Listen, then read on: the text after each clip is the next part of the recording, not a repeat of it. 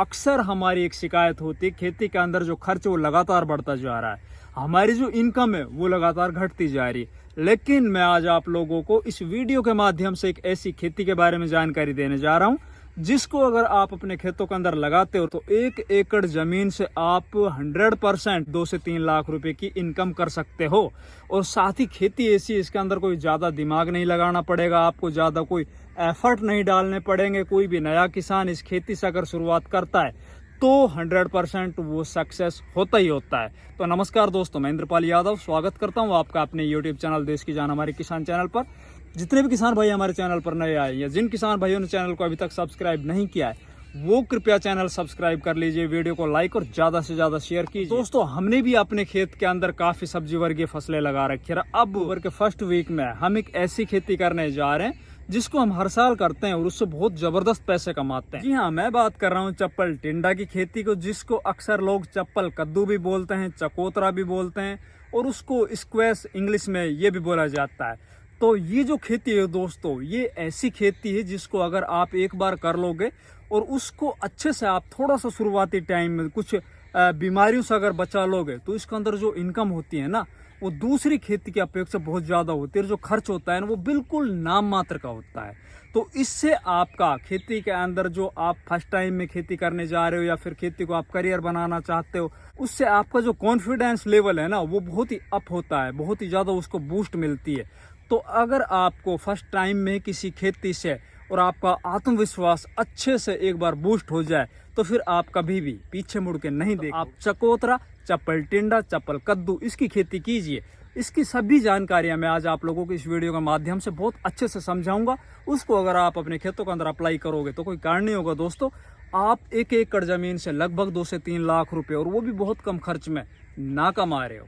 तो दोस्तों, अपन चप्पल टिंडा की खेती किस तरह से करें, खेत की तैयारी करते वक्त हमें कौन कौन सी सावधानियां बरतनी चाहिए, किस बीज का चयन करें, कितने बीज की मात्रा अपने 1 एकड़ खेत के अंदर हमें रखनी चाहिए, पौधे से पौधे की जो दूरी है वो कितनी रखनी चाहिए, और साथ ही जो चप्पल टिंडे के अंदर सबसे ज्यादा प्रॉब्लम आती है सफेद मच्छर की, व्हाइट फ्लाई की, तो अपन किस तरह से इन सफेद मच्छर से अपनी फसल का बचाव करें, ये सभी जानकारियां आज आप लोगों को मिलने जा रही। तो दोस्तों, अपन शुरुआत करते हैं सबसे पहले चप्पल टिंडा, चप्पल कद्दू, स्क्वैश की खेती अपन कहाँ पर कर सकते हैं। वैसे तो किसी भी जमीन के अंदर इस खेती को कर सकते हो, बाकी जहां पर आपकी दोमट मिट्टी हो या फिर थोड़ी बलुई दोमट मिट्टी हो जिसके अंदर वाटर ड्रेनेज की व्यवस्था अच्छे से हो, उन खेतों के अंदर आप चप्पल टिंडा की खेती अच्छे से कर सकते हो। अब बात करते हैं दोस्तों, अपन चप्पल टिंडा की खेती करने से पहले किस तरह से अपने खेत की तैयारी करें और कौन कौन सी सावधानियां बरतें। तो जिस खेत में आप चप्पल टिंडा की खेती करने जा रहे हो उसकी सबसे पहले तो आपको अच्छे से जुताई करनी है। देखिए, किसी भी फसल को लगाने से पहले ये कामयाबी का एक मात्र मूल मंत्र है कि आप अपने खेत की अच्छे से जुताई कर दीजिए। अच्छे से जुताई करने के बाद दोस्तों उसमें आप देसी खाद, सड़ा गला गोबर का, आप कच्चा खाद कभी भी अपने खेतों में मत डालिए। तो देसी सड़ा गला खाद अपने खेतों के अंदर डाल दीजिए, लगभग 4 से 5 ट्राली।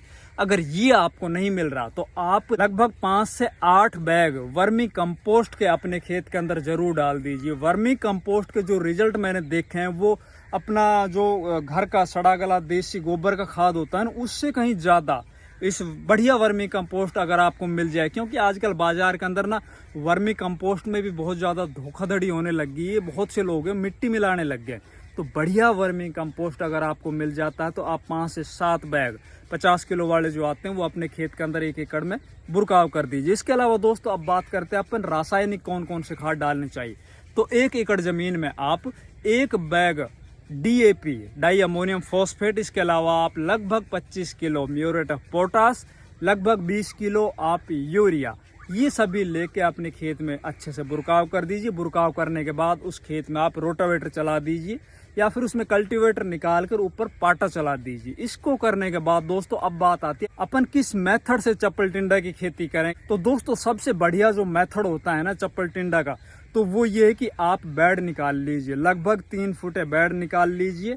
उसके आप दोनों तरफ चप्पल टिंडे के बीज उनको लगा सकते हो। क्योंकि चप्पल टिंडा का जो पौधा होता है वो शुरुआत में छोटा होता है, जैसे जैसे वो बढ़ता चला जाएगा उनकी पत्तियां है ना वो बहुत लंबा एरिया घेर लेगी। लगभग उनका जो पूरा चारों तरफ का उनका जो दायरा होता है ना वो लगभग 2 से 2.5 फीट तक चला जाता है। जो किसान हर बार चप्पल टिंडा की खेती करते हैं वो अक्सर इस टाइम पर मतलब सितंबर के आखिरी माह में या फिर अक्टूबर के फर्स्ट वीक के अंदर वो अक्सर ड्रिप मल्चिंग विधि से बेड निकाल के ऊपर फिर उस पर वो ड्रिप लगाते हैं, फिर मल्चिंग पेपर लगाते हैं और उसके अंदर फिर वो बीज सोइंग करते हैं 1 बाई 1, मतलब एक बीज से दूसरे बीज की जो दूरी रखते हैं वो 1 फीट रखते हैं।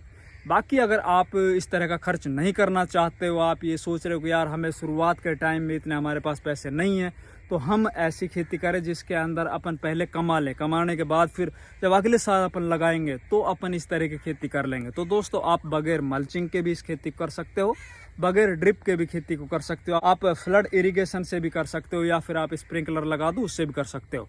बात करें अपन वैरायटी की तो दोस्तों मैं जो चप्पल टिंडे की खेती करता हूं तो उसके अंदर मैं सबसे ज़्यादा प्राथमिकता पर रखता हूं पाहुजा कंपनी के डॉन वैरायटी को। उसके अलावा आप नोबल कंपनी का किंग वैरायटी भी ले सकते हो, गोल्डी वैरायटी भी ले सकते हो। इसके अलावा आप अपने एरिया में जाके देखिए, दुकानदार भाइयों से पूछिए या फिर जो चप्पल टिंडे की खेती करते हैं उन किसान भाइयों से पूछिए कि हमारे एरिया में हमारे क्लाइमेटिक कंडीशन के अनुसार कौन सा जो बीज है वो सबसे बढ़िया परफॉर्मेंस करता है, आप उनको चयन कीजिए।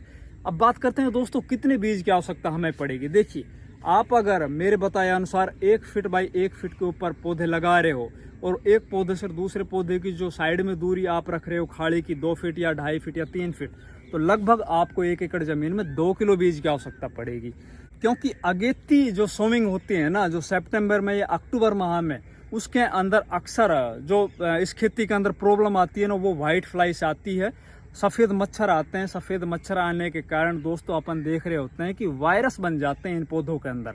अगर आपने थोड़ी सी भी लापरवाही शुरुआती चरण में कर दी और सफ़ेद मच्छर का आपने अच्छे से कंट्रोल नहीं किया तो एक बार अगर एक पौधे में वायरस आ गया तो लगातार धीरे धीरे वो बढ़ता चला जाएगा। क्योंकि सफ़ेद मच्छर जो होता है ना वो लीफ कर्ल वायरस या फिर येलो मोजेक वायरस है ना, उसका वाहक होता है, मतलब वो ट्रांसपोर्टेशन सिस्टम काम करता है एक पौधे से दूसरे पौधे के ऊपर, दूसरे से तीसरे पे।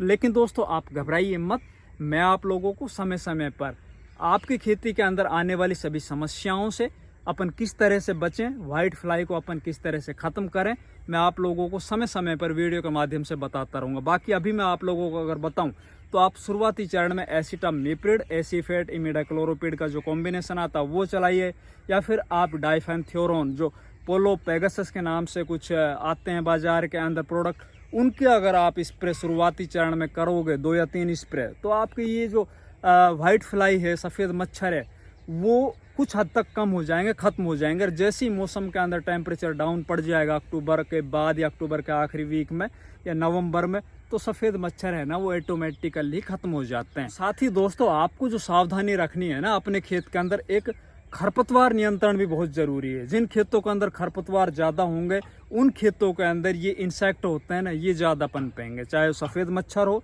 या तेला हो या फिर और कोई भी रस चूसने वाले जो मच्छर होते हैं वो आपके खरपतवार की वजह से ज़्यादा आएंगे। बाकी दोस्तों आप लोग अगर शुरुआती चरण में अपने खेतों के अंदर खरपतवारों से अपनी फसल को मुक्त रखते हो, समय समय पर आप शुरुआती चरण में जैसे कि आपने फसल लगाई उसके 10वें दिन, फिर अगली जो स्प्रे करनी है फिर 10वें दिन, इस तरह से आप अगर शुरुआती लगभग 30 या 35 दिन तक आप 2 या 3 या 4 स्प्रे कर लेते हो अपने खेत के अंदर, तो आपकी फसल है ना वो एक तो वायरस से बची रहेगी और जितने भी रस चूसा कीट हैं उनसे बची रहेगी। और जैसे ही 35 से 40 दिन होंगे उसके बाद आपकी फसल से उत्पादन स्टार्ट हो जाएगा, आप हार्वेस्टिंग चालू कर दोगे। उस टाइम पर जो आपको बाजार भाव मिलेंगे दोस्तों वो 40 रुपये से 70 रुपये किलो के बीच में मिलेंगे। इसके अंदर एक और सावधानी अपन को बरतनी पड़ेगी, क्योंकि इस फसल के अंदर पानी की ज़्यादा आवश्यकता नहीं पड़ती है। इसके अंदर आप हल्की सिंचाई कर दीजिए, उसी से आपकी फसल बहुत अच्छे से चलेगी। अगर आप इसके अंदर भर के पानी दोगे तो उससे आपकी फसल है ना कहीं अपनी ग्रोथ को रोक लेगी। अगर हमारी बताई हुई जानकारी, हमारी बताई हुई वीडियो पसंद आए तो वीडियो को लाइक, चैनल को सब्सक्राइब और वीडियो को ज़्यादा से ज़्यादा शेयर कीजिए। धन्यवाद।